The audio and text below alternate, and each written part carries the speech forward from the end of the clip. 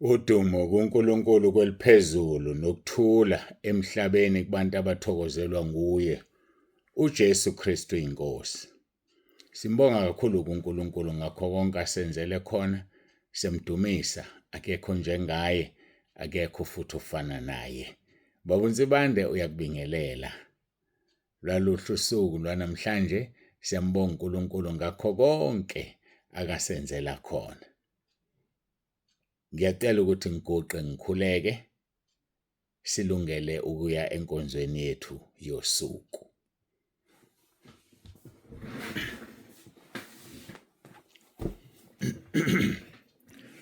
Baba wethu ongcwele, uNkulunkulu wethu nomusa, siyabonga.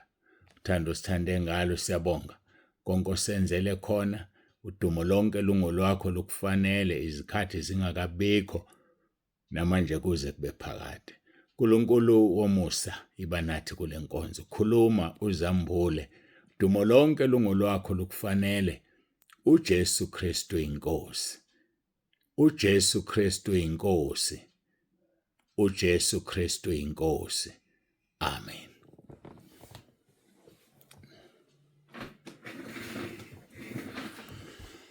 Siyambonga uNkulunkulu wethu kakhulu, siyamdumisa abangcwele. Ake ngikhulume lento. Kuyasiza ukumcabangela omunye umuntu. Umcabangele nje omunye umuntu kuyasiza ngendlela emangalisayo. Nezwi leNkosi lisho njalo, lithi nandulelane.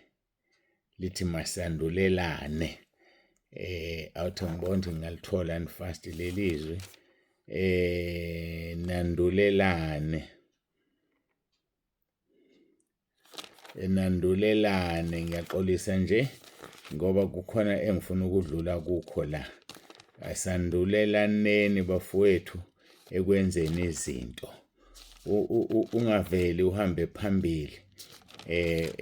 Ivuma abanye babe phambili. Lento ukuthi ladies first. Manje ungena eminyango lithi ekwazisenaneni nandulelane. Kusho ukuthi umazisi umuntu akundulele. Mase uyongena eminyango sithi ngena qala noma singashona ladies first, angene qala omunye uthobeke. Sindulelane kukho konke. Makuyophakwa kushawa ulayini, udlulisa abanye ugcine wena bakwandulele. Yilokho engifuna ukusho. Indlela engizikhandla ngayo ngiphusha umsebenzi wenu, nina nikhombisa ukungangicabangeli. Nina aningicabangeli. Ake ngichaze ukuthi ngisho ukuthini. Ngomsombuluko angilalanga, ngaze ngalala ngo-3 kuze sekube izolo Tuesday. Ngilale ngo-3. Ngawaphusha onke ama-messages over 100 osuku ngawaqeda. Isono sami ke ileso ukuphusha wonke ama-messages. Sekukhona ke khona izolo ngoba bese bephendulile. Uhafu wabantu ababhala izolo abebebhale ngomsombuluko. Mangithola nyawo nampa abantu sebeyaphinda futhi ukungabacabangeli abanye abantu.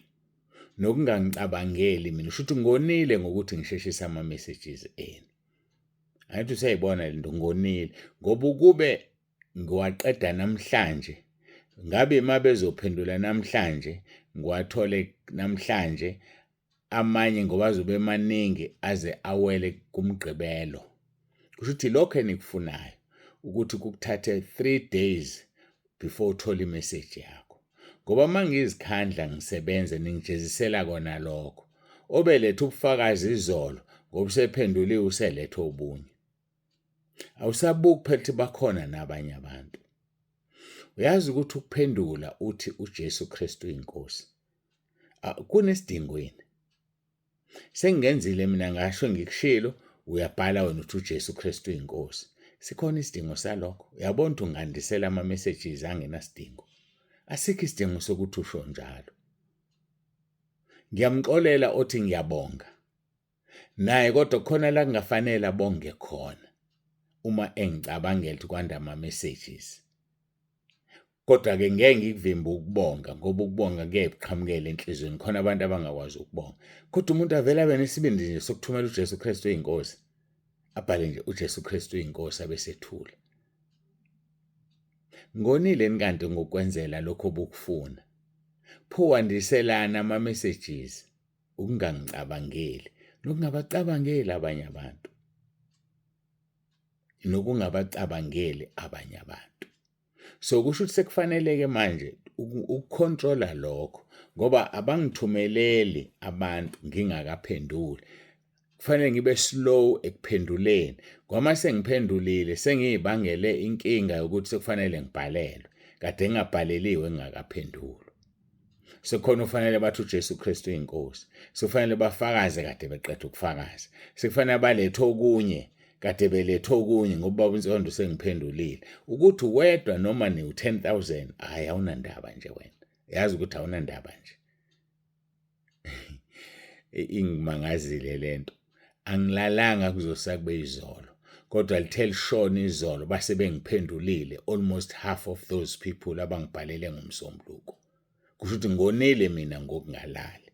So uma ngingalalike lokho kusho ukuthi isikhathi senu sisekuseni kuphela, emini ngikhuluma nama-appointments kuzothatha 3 days noma 4 days uthola impendulo ukuze ke sisebenzisane kahle.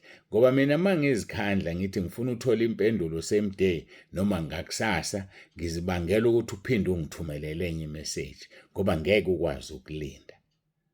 Awu kodwa bafowethu ukungangicabangeli. Nilele nina ngilele kuze kushaye 3. Izolo-ke ngoba bengalalanga ngivuka izolo ekuseni, ngilalile izolo. Ngavuka ey'ntatha kakhulu namhlanje. Ngase ngiyayibuka Dobheke namba bonke laba bantu. Kathi sikhuluma nabo izolo sebeyakhuluma nami ngakusasa. Hayi kusho ukuthi kufanele mina ngingazikhandli ukuze nabo bangangikhandli. Ngoba uma ngizikhandla nani nithatha lelo thuba bese niyangikhandla. Ayike ngiyethemba niyangizwa ukuthi ngithini. Ningizwe kahle. Hayi sengeke ngisayikhandla bafowethu ngoba vele anizwa. Ngeke ngizikhandle mhlambe kwenye indawo uzothatha even 5 days before uthola impendulo. Akukho nami engizokwenza. It's not healthy ukungalali uze kube ngakusasa ekuseni. Uthi mawuthi usheshe ukulala sekufanele kuvuke ngo-1 noma ngo-2. Uyabona ukuthi vele ufana nongalalanga. Ngizoguga ngivele ngigugile. Ngizoguga. Uguga akanginankinga kakhulu. Enginenkinga nakho ukuthi ngizonishiya ngihambe ngekhaya ezulwini. Njengoba ngikhandla nje ngizonishiya ngihambe ngekhaya ezulwini. Ngikhandleni-ke mina ngisezuvuma ukukhandleka. So yazi ukuthi mawubhalile namhlanje namhlanje lesingako lesithathu ngenzeka impendulo uyithole ngolesihlanu ungayiphuphi kusasa. Ungayiphuphi nje kusasa. Ngenzeka uyithole ngolesihlanu noma ngomgqibelo. Uma ngingayanga ndawo makuwukuthi ngiyayaluza ngihamba lezi ndawo ngihambayo impendulo uzithole ngomsombuluko. Ngoba kusho ukuthi ngiyazilimaza mina mangizikhandla ngithi ngenzele nina ningicabangeli. Asidluleke seningizwe kahle. Ninjalo nje nina. Animcabangeli omunye umuntu. Umuntu uzicabangela yena. Awu. Ngathi nenkosi uJesu ingazange izicabangele yona. Yini ikuphi lapho Roma 15? Roma 15 suka kuverse 1. Kepha thina esinamandla sifanele ukuthwala ubuthakathaka babangenamandla singazithokozisi thina. Yilo naloyo kithi makathokozise umakhelwane kube kuhle aze akheke ngokuba noKristu akazithokozisanga yena kepha kunjengokuba kulotshiwe ukuthi ukuthuka kwabakuthukayo kwehlela phezu kwami. So ngisho uJesu akazange azithokozise. So maye wena mongasangicabangela usuhlohla nje ama-message usuyahlohla nje. Sengiphendulile baba Mtsibanda nansi enye. Sengiphendulile baba Mtsibanda nansi enye. Kanti nakanalo yini igazi? Ngiyayibuzela nje. Anginalo mina igazi. Hayi ngifokuziseni bafethu kulungile. Kodwa ngizosheshe ngihambe ngekhaya ezulwini nisale kanjalo. Asingeneni ke enkonzweni yethu bese sithandazile ngokuka Marko chapter 11 verse 24. lithi ngalokho ngithi kini konke nikukhulekelayo nenicelayo kholwani ukuthi nikwamukele niza kuba nakho. Konke nikukhulekelayo nenicelayo kholwani ukuthi nikwamukele nizoba nakho. Siphuma ke ezwini lapha uJeremiah 29 from verse 12 uthi niyakungibiza niyokukhuleka kimi ngiyakunizwa. Niyakungifuna ningifumane lapho ningifunisisa ngenhliziyo yenu yonke. Verse 14 ngiyakufunyanwa yinina usho uJehova ngibuyise ukuthunjwa kwenu nginibuthe ezizweni zonke nasezindaweni zonke lapho nginixoshele khona usho uJehova nginibuyisele endaweni enganenza ukuba nithunjwe kuyo.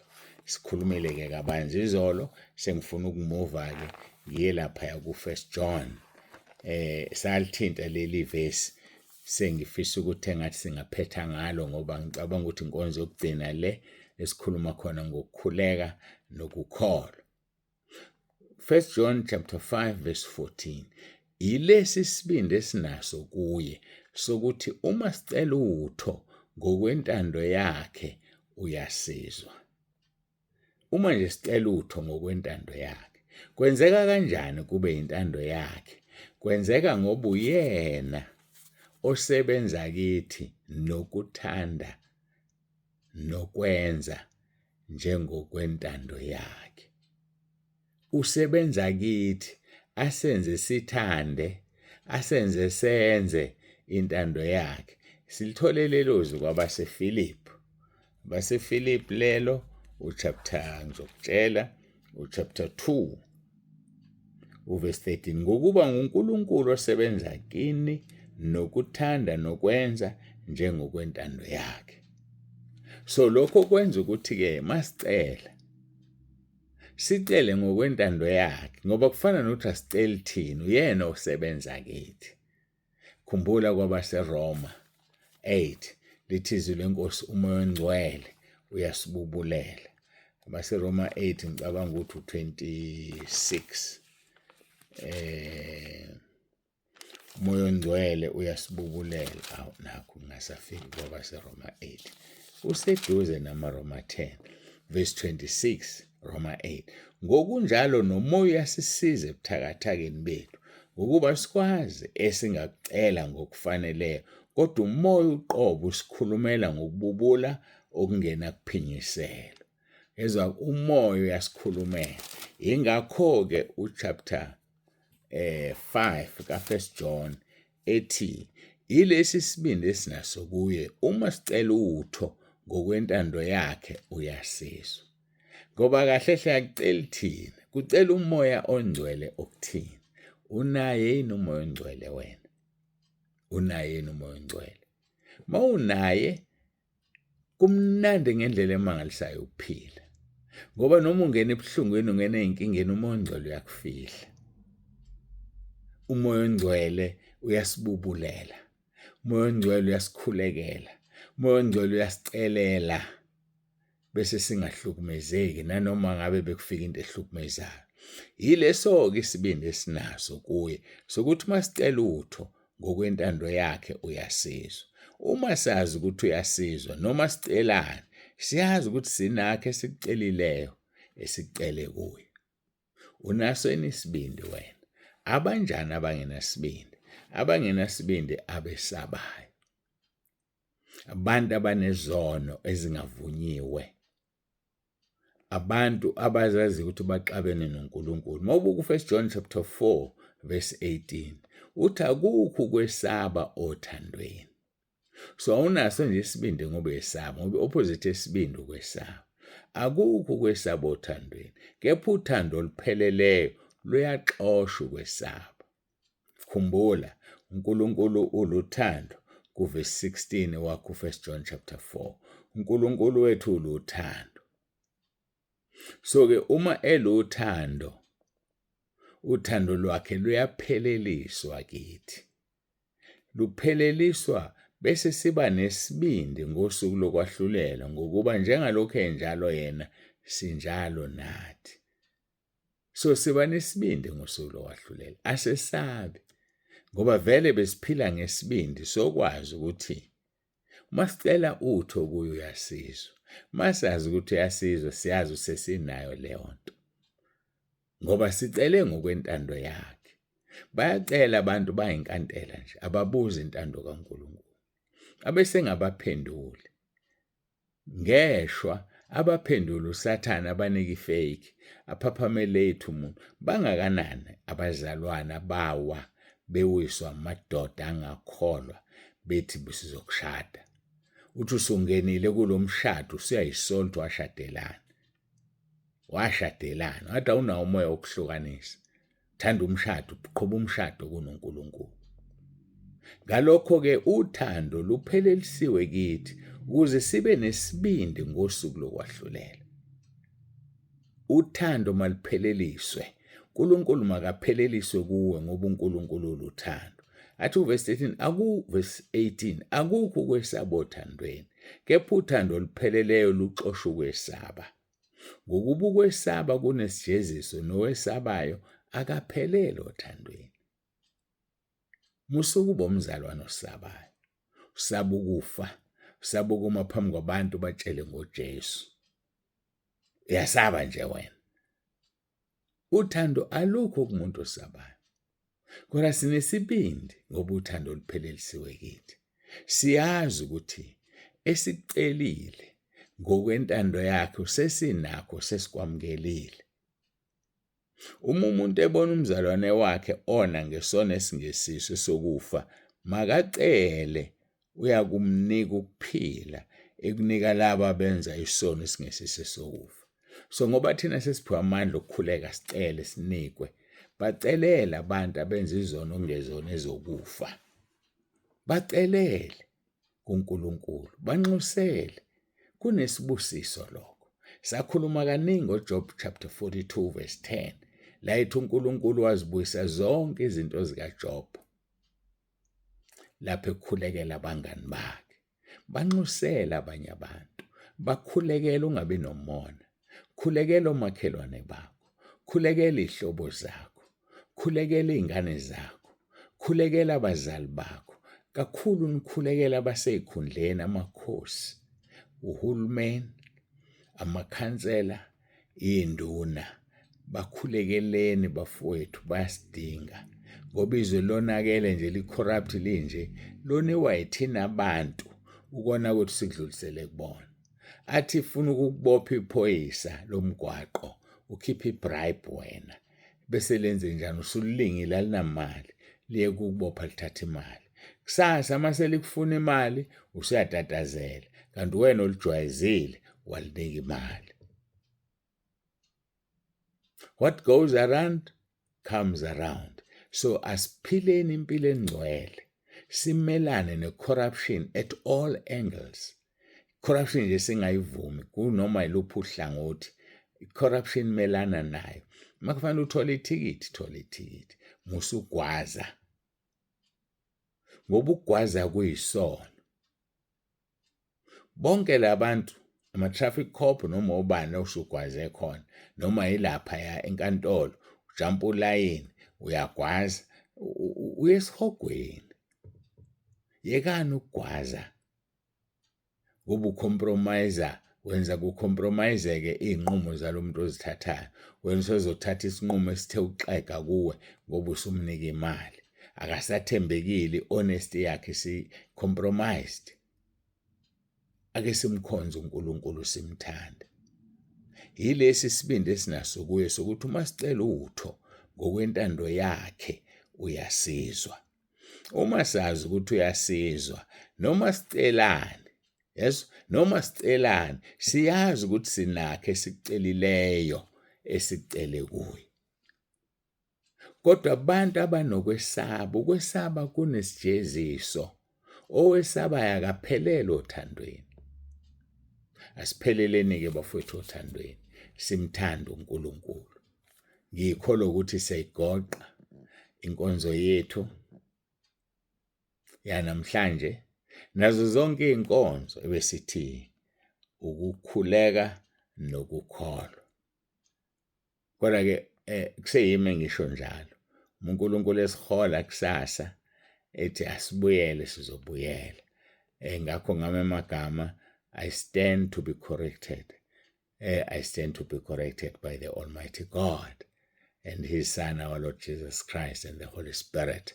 Ibona bangicontrolayo, bona bangigibele. Siyambonga uNkulunkulu kakhulu, ngicela sithandaze, sisondele kuyena, sinikele lenkonzo ngomkhuleko. Ngibonga bonke abaletha ubufakazi ngokuthi basindile bekhulekelwa. Qhubeka-ke nokukholwa, uhlale enkosini ungasuki, nomoya wombuso ukuvukela, ungayishiyi indawo yakho. Sibonga kakhulu ngobufakazi bakho. Siyabonga ngendlela emangalisayo. Nabanye-ke abafakaza ngokuthi bezweni besabhala izono zabo kuyisimangaliso. Kwenza kwamina ngithi kanti mina ngubani Nkosi? Wangikhethela izinto ezinkulu kangaka engakaze ngizizwe ndawo ziyenzeka la. Bafowethu, uphuma ekhaya lezwi uyoyisola. Ogxeka ikhaya lezwi uyoyisola. Ogxeka okwenziwa la uyoyisola, ngiyamdabukela. Uyofisa engathi ngabe kuthiwa kazange azalwe. Asiguqe esikhuleni.